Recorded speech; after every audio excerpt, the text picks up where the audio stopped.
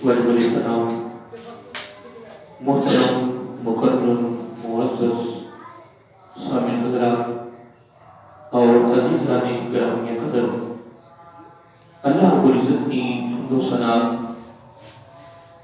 اور حضور نبی کریم صلی اللہ علیہ وآلہ وسلم کی بارگاہ عالیہ مقدسہ میں نذرانہ درود و سلام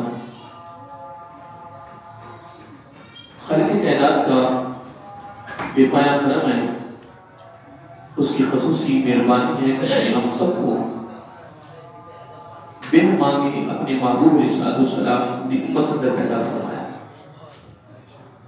اور اللہ رب العزت کا یہ بے حد شکر ہے کہ اس نے اپنی توفیق اور اپنے محبوب علیہ السلام کے توسل سے ایمان جیسی عظیم الشان نعمت سے مالا مال فرمایا۔ حضرات محترم، گزشتہ 6 دنوں پر ہمارا پروگرام سلام پر چل رہا تھا، اور گزشتہ جمعہ پر میں نے اس کا اختتام کیا۔ ویسے تو جس موضوع کو بھی لے لیں وہ ایک وسیع موضوع ہے۔ قرآن سنت کی تعلیمات ایک ایسی تعلیم ہے کہ جس کا کوئی کنارہ نہیں ہے، اور پھر قرآن سنت کی تعلیمات کی روشنی میں جس موضوع کو بھی آپ لیں گے وہ ایک سمندر ہے، لیکن جو بھی اہل علم اس پر گفتگو کرتا ہے، تحریر کرتا ہے، آخر کار وہ اختتام پر یہ کہتا ہے کہ میں اصول برکت کے لیے یہ 2-4 الفاظ بیان کیے ہیں یا میں نے لکھے ہیں، اللہ تعالیٰ اس کو اپنی بارگاہ میں قبول فرمائے۔ اب آپ نے 6 دنوں پر جن لوگ آتے رہے اور وہ سنتے رہے کہ ہم نے 6 دنوں پر اس پر گفتگو کی ہے کہ ہم اپنے درمیان خلا کو دور کرنے کے لیے اور دوری کو ختم کرنے کے لیے بغض ہے، اناد ہے، کینہ ہے، منافقت ہے، بیمانی ہے، فراڈ ہے، دھوکہ بازی ہے، یہ لڑائیاں اور جھگڑے ہیں، فسادات ہیں، اب اس کو ختم کرنے کے لیے ہمارے درمیان قربت پیدا ہو جائے، پیار پیدا ہو جائے، انس پیدا ہو جائے۔ یعنی ہم نے اس پروگرام کو ہم نے 6 دنوں پر چلایا، اور ہمیں پتہ کہ چلا قرآن سنت کی روشنی میں کہ اگر محبت کا، پیار کا، انس کا اور تعلقات بہتر ہونے کا اگر کوئی ذریعہ ہے تو ہمیں وہ قرآن سنت کی تعلیمات سے یہ پتہ چلا کہ وہ سلام ہے۔ کیا ہے؟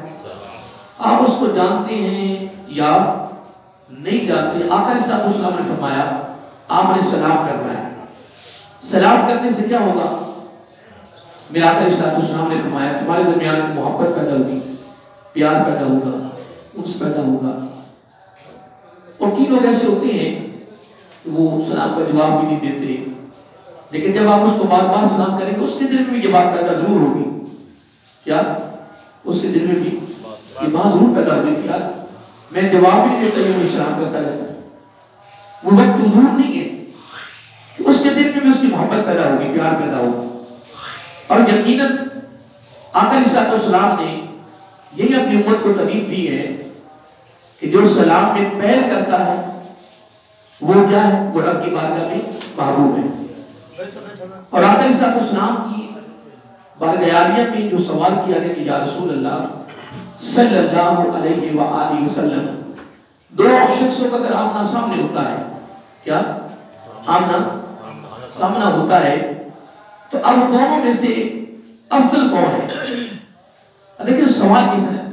تو آقا علیہ السلام نے بڑا خصوص اس کا جواب دیا۔ میرا آقا علیہ السلام نے فرمایا کہ ان دونوں میں سے افضل وہ ہے کہ جو سلام میں پہل کرتا ہے۔ تو جو سلام کرنے کے باوجود اس کا جواب نہ دے، اب اس کے بارے میں اب میں تو کچھ نہیں کہہ سکتا۔ آپ مسئلہ اہل علم میں، آپ مسئلہ بہتر مجھ سے سینئر ہے، چیز کو آپ جانتے ہیں کہ آقا علیہ السلام نے اپنی طرف سے جو رب کے قریب ہونے کی، اللہ تعالیٰ کی بارگاہ میں فضیلت حاصل کرنے کی، اللہ تعالیٰ کی بارگاہ میں اعلیٰ اور عظیم ہونے کی صورت میں جو سند دی ہے، جو میرے آقا علیہ السلام کی طرف سے خوشخبری دی ہے، وہ سلام میں پہل کرنے والے کو دی کہ جس نے سلام میں پہل کی۔ بہرحال اس پر ہماری گفتگو چلتی رہی، چند ایک باتیں میں نے کی ہیں۔ اب آپ بھی اور میں بھی کوشش کریں کہ ہم انشاءاللہ اس تعلیم کو عام کریں اور ہم اس پر عمل کریں، عمل گہرا ہو، عملی زندگی اس کو اپنائیں، تاکہ یہ ہمارا عمل جو ہم قرآن سنت کی روشنی میں اس کی تعلیمات کے حوالے سے آقا علیہ السلام کی دی ہوئی تعلیم پر عمل کریں گے تو الحمدللہ ہمارے درمیان پیار نظر آئے گا، محبت نظر آئے گی، ہماری فضا خوبصورت ہوگی، ہمارا ماحول خوبصورت ہوگا، ہماری سوسائٹی خوبصورت ہوگی، تعلقات بہتر ہوں گے، ہمارا بولنا، ہمارا اٹھنا، ہمارا چلنا، رشتہ داری، محلے داری، دوستانہ ماحول، الحمدللہ اس کے اندر ایک بہت خوبصورت بہاریں نظر آئے گی، بہت خوبصورت محبت کی فضا نظر آئے گی۔ اللہ تعالی ہم سب اس پر عمل کرنے کی توفیق عطا فرمائے۔ تو میں یہ سورۃ اللیل کی میں نے چند ایک آیات تلاوت کرنے کا شرف حاصل کیا ہے، کیونکہ میں سلام کے بعد آگے مصافحہ پر میں نے گفتگو کا آغاز کرنا تھا، کیونکہ سلام ایسے کرنا، السلام علیکم ورحمۃ اللہ وبرکاتہ، جو میں نے چھپی بربوز کے فضائل تھے، فقط سلام۔ اب جو مصافحہ کرنا اس کی فضائل الگ ہیں، اس کی جزا الگ ہے، اس کی جزا الگ ہے، لیکن اس کو میں انشاءاللہ زندگی رہی تو میں اس پر گفتگو کروں گا، مصافحہ پر اس کی فضیلت کیا ہے اور قرآن سنت کی تعلیمات میں ہمیں کیا سبق اور کیا درس ملتا ہے، کچھ بڑے گفتگو کا۔ یہ جو کہ جمادی الثانی کا مہینہ ہے تو امیر المومنین حضرت ابوبکر صدیق رضی اللہ تعالیٰ عنہ کا جب کہ بائی جمادی الثانی کو آپ کا مثال شریف ہے، اس کے حوالے سے میرا دل کرتا ہے کہ دو چار باتیں تو لوگ اصول برکت کے لیے ہماری حاضری لگ جائے گی انشاءاللہ۔ تو اب میں نے یہ چند آیات تلاوت کی ہیں، اب یہ اتنی آیات ہیں، حضرت علی مرتضیٰ حیدر کرار باب مدینۃ العلم رضی اللہ تعالیٰ فرماتے ہیں کہ یہ جو آیات ہیں یہ حضرت ابوبکر صدیق رضی اللہ تعالیٰ عنہ کے حق میں نازل ہوئی۔ لطف یہ ہے کہ اگر حضرت ابوبکر صدیق رضی اللہ کی تعریف کی جائے، عظمت بیان کی جائے، ان کا مقام و مرتبہ بیان کیا جائے، یا امیر المومنین حضرت عمر فاروق رضی اللہ تعالیٰ عنہ کی اگر عظمت بیان کی جائے، یا امیر المومنین حضرت عثمان غنی رضی اللہ تعالیٰ کی عظمت بیان کی جائے، تو لطف یہ ہے کہ زبان حضرت علی کی ہو رضی اللہ تعالیٰ یا پھر قرآن ہو، تاکہ جو ہمارے درمیان جھگڑے ہیں، جو ہماری بحث و تکرار ہے، جو ہمارے درمیان عدل چل رہے ہیں، وہ سب کچھ ختم ہو جائے۔ نمبر ایک بے جملے بغور کریں، تینوں یاروں کی اگر ہم عظمت بیان کریں، ان کی تعریف کریں، ان کی قدر و منزلت بیان کریں، ان کا عشق بیان کریں، ان کی خدمات اصلاح بیان کریں، ان کا جو تقوی بیان کریں، ان کی تعلیمات بیان کریں، یا خدمت خلق بیان کریں، جن بے شمار پہلو ہیں، بے شمار کہتے ہیں، اگر وہ تینوں کی بیان کی جائے تو یا پھر قرآن ہو، یا نبی کی حدیث ہو، یا پھر زبان حضرت علی رضی اللہ تعالیٰ عنہ ہو، نہ قرآن کا انکار کرے گا، نہ کوئی حدیث کا انکار کرتا ہے۔ تو اگر قرآن و سنت کی اگر روشنی میں اگر زبان علی رضی اللہ تعالیٰ استعمال کی جائے تو پھر تو سارے جھگڑے ختم ہیں۔ نمبر ایک۔ نمبر دو، اگر حضرت علی رضی اللہ تعالیٰ کی عظمت بیان کی جائے، تعریف کی جائے، قرآن، پھر زبان نبوت، پھر تینوں یاروں کی زبانیں استعمال کی جائیں تاکہ لوگوں کو پتہ چل جائے کہ آقا علیہ السلام نے تینوں کو علی سے اور علی کو تینوں سے ملایا ہے، جوڑا ہے، جدا نہیں کیا ہے، اور ایسا جوڑا ہے کہ ہمارا عقیدہ ہے، ہمارا ایمان ہے کہ وہ جڑے ہوئے تھے، جڑے ہوئے ہیں اور قیامت کو جڑے ہوئے نظر ہے۔ میں کبھی کبھار سوچتا ہوں کہ جو بدیوں کو لے لیں، اہل حدیثوں کو لے لیں، سنیوں کو لے لیں، اہل تشیعوں کو لے لیں، اب ان کے اندر نا تمام مسائل کے اندر بات بڑی قابل توجہ ہے، تمام مسائل کے اندر کیا ایسے لوگ نظر آئیں گے کہ وہ کہیں گے کہ یار بات اس طرح ہے کہ فلاں بندے کی لوگوں نے صلح کرائی ہے تو صلح کامیاب نہیں ہوئی، فلاں کی صلح کرائی، ملایا لیکن کامیاب نہیں ہوئی، اور کئی ایسے تمام مکاتب فکر میں لوگ آپ کو نظر آئیں گے، تمام مسالک میں سے لوگ نظر آئیں گے کہ جو کہیں گے کہ یار جس کی صلح میں کراؤں نا وہ کبھی ٹوٹتی نہیں، جس کو میں آپس میں ملا دوں وہ کبھی جدا نہیں ہوئی. یہ ایک دعویٰ ہے بندے کا، اور ایسے دعوے کرنے والے کئی لوگ نظر آئیں گے. لیکن سوال یہ پیدا ہوتا ہے کہ اگر 15ویں صدی کا ایک شخص کسی بھی مختلف فکر سے تعلق رکھتا ہو، اگر وہ یہ دعویٰ کرے کہ جس کو میں جوڑوں یا جس کو میں ملاؤں یا جن کے درمیان میں صلح کراؤں وہ کبھی جدا نہ ہو، خلا نہ آئے، جدائی نہ ہوئے، وہ کبھی صلح ٹوٹے نہ، اب یہ تیرا دعویٰ ہے تو میں قربان جاؤں. تو جس کو میرا آقا علیہ السلام نے اپنی صحبت عظیمہ کی برکت سے، اپنی نظر نبوت کی برکت سے پھر جن کو جوڑا ہے، خدا کی عزت کی قسم ہمارا یہ عقیدہ ہے کہ جس کو نبی نے جوڑا ہے وہ جڑا ہوا ہے. اب میرا الحمدللہ دربار حدیث جماعت کی مسجد میں میں بڑے وثوق سے کہہ رہا ہوں کہ ہم الحمدللہ عرب خربات کے انگنت بار شکر ادا کروں گا کہ اللہ تعالیٰ نے جو ہمیں ذہن، خیال، نظریہ، عقیدہ، جو راستہ، جو راہ رب نے ہمیں دی ہے نا، خدا کی طرف اس کا مقابلہ ہی نہیں. وہ کیسے؟ اللہ تعالیٰ کی ذات کو لے لیں، آقا علیہ السلام کی ذات کو لے لیں، سارے صحابہ کی ذات کو لے لیں، سارے اہل بیت کو لے لیں. الحمدللہ ثم الحمدللہ اللہ تعالیٰ نے ہمیں ایک ایسا یہ خوبصورت تحفہ دیا ہے کہ ہمارے دامن میں، ہمارے دل میں، ہمارے کشکول میں الحمدللہ ہمارے خیالات میں، ہمارے نظریات میں، ہمارے عقائد میں کسی کے لیے رائے بتانے کے برابر کچھ بھی نہیں ہے.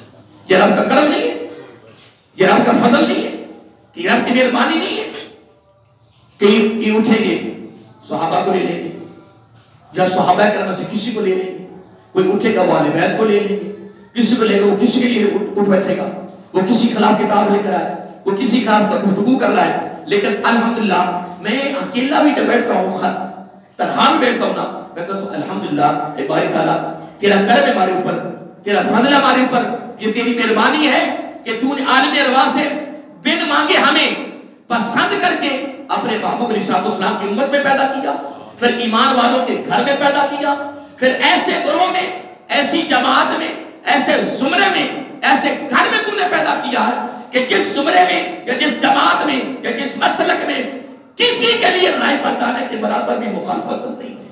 الحمدللہ ہم سب کو مانتے ہیں، ہم سب کو سلامت کرتے ہیں. دیکھیں میں اگر بزرگوں کے خلاف اگر میں سوچتا ہوں، اگر دین کے خلاف میں سوچتا ہوں، میں بدگمانی کرتا ہوں، جب اس قرآن نے ہمیں 26واں پارہ سورۃ الحجرات 26واں پارہ اس کا رب نے آ کے دیکھی، اللہ تعالیٰ نے اس میں بڑا خصوص سبق دیا ہے کہ آپ نے ہر ایک کے لیے حسن ظن رکھنا ہے.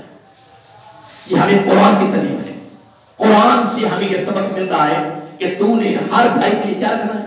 حسن ظن.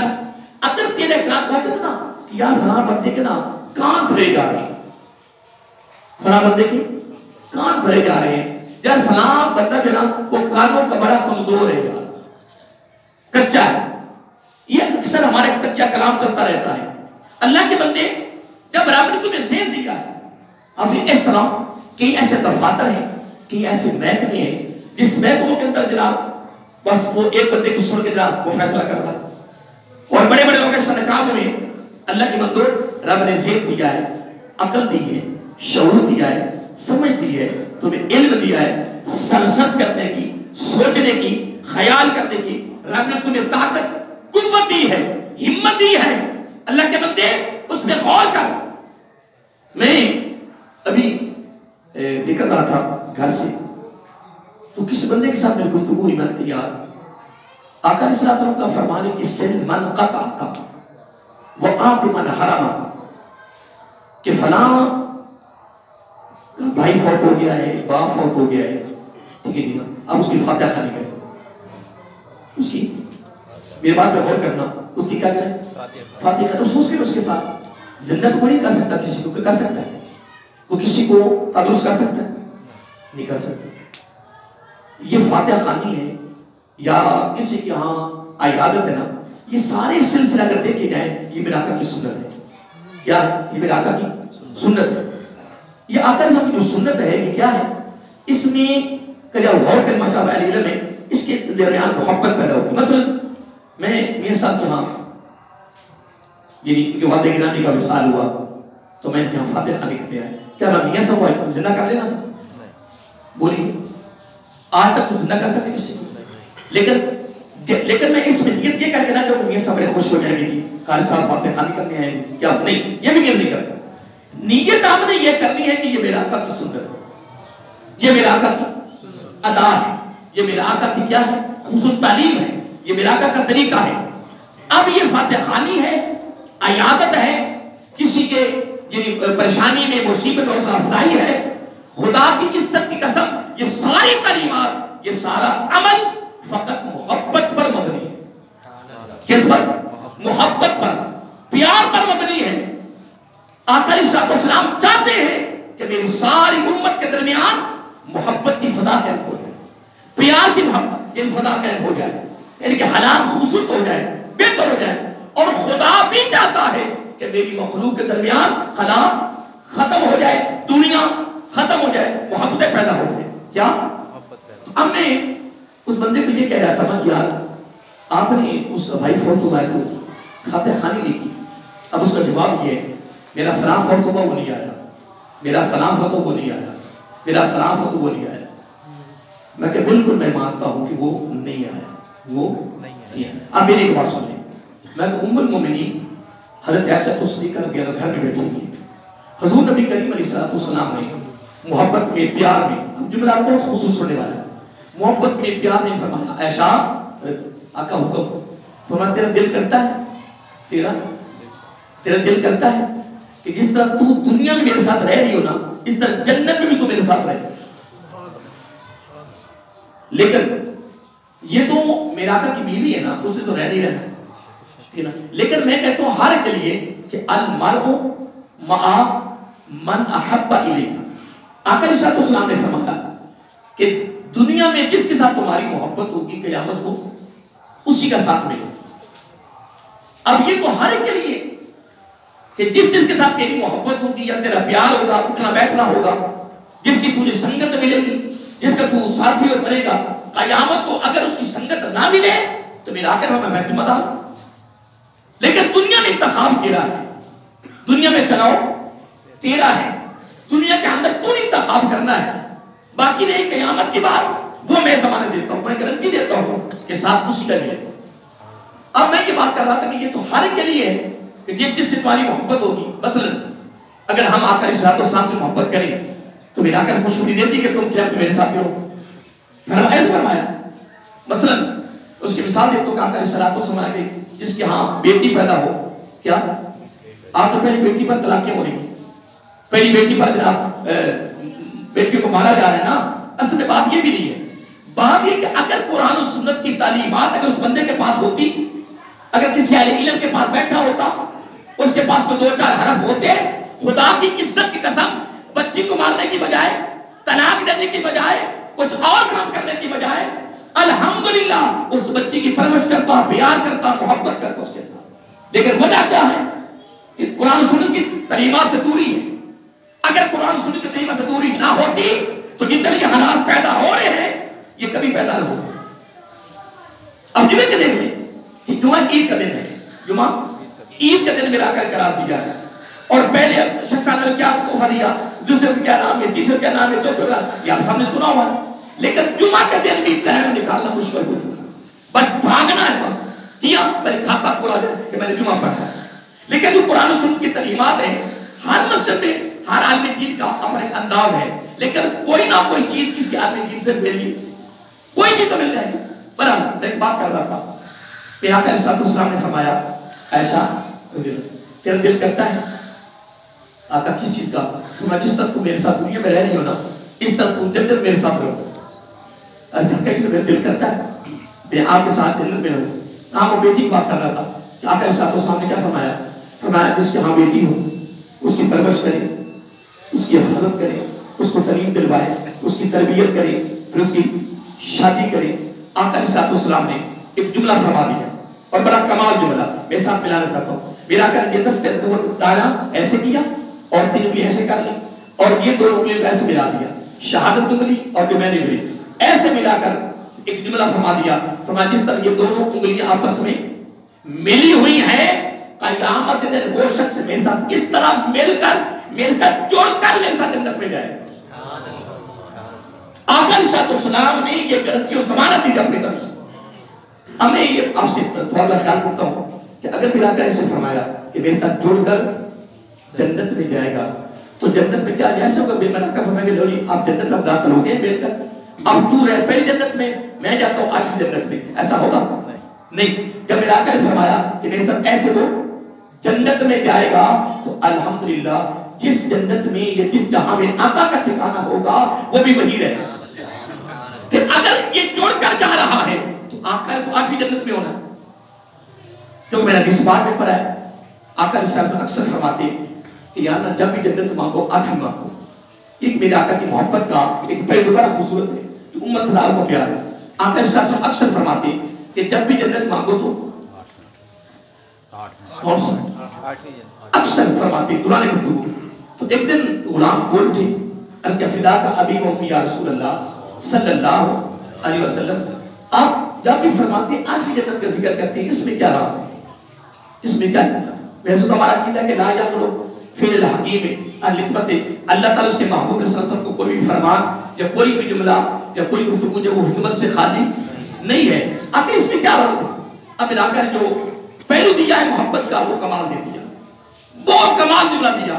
فرمایا میں اس لیے تمہیں حکم کرتا ہوں یا تعلیم دیتا ہوں کہ جب بھی جنت مانگو تو 8ویں مانگو، اس لیے کہتا ہوں کہ 8ویں جنت میں میں نے ہونا ہے۔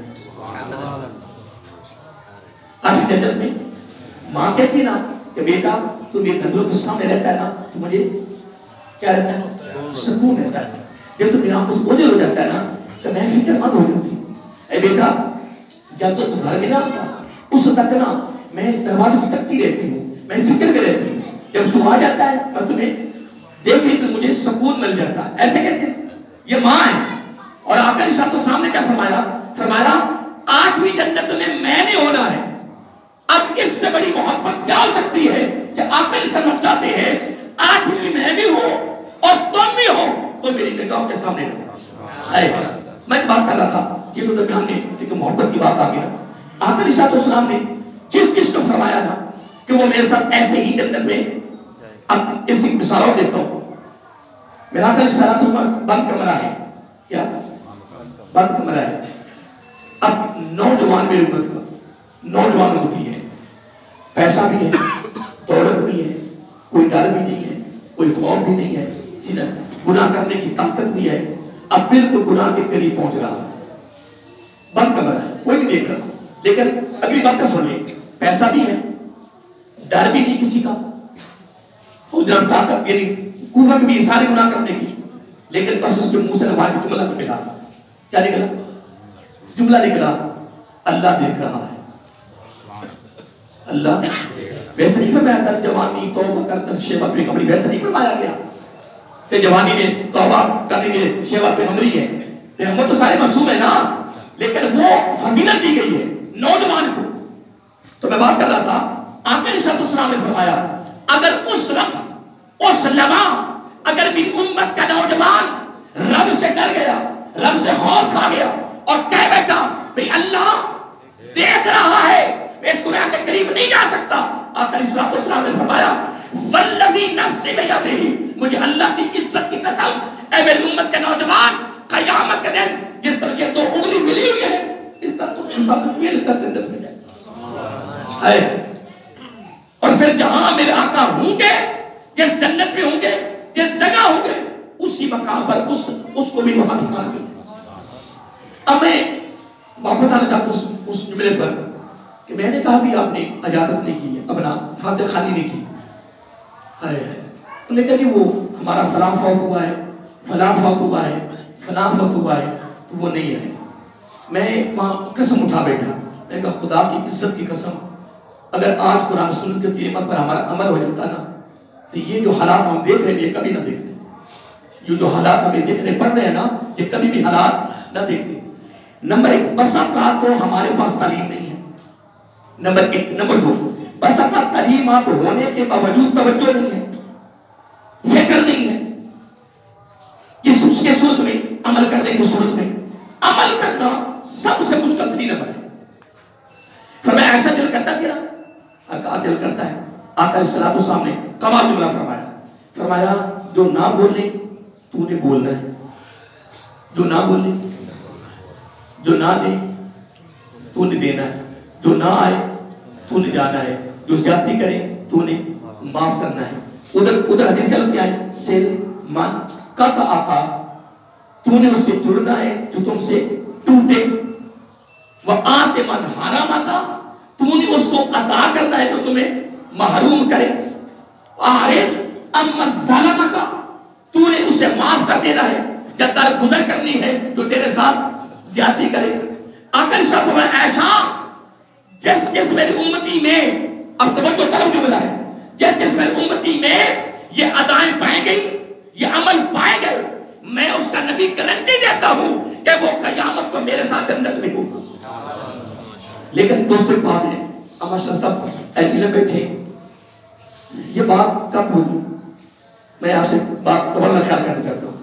یہ معاملہ کب ہوگا؟ اس وقت تک نہیں ہو سکتا جب تک بندہ اپنی اندر کی میں کو ختم نہ کرے. میں اس کے پاس کیسے جاؤں؟ یہ میرے پاس تو نہیں آیا.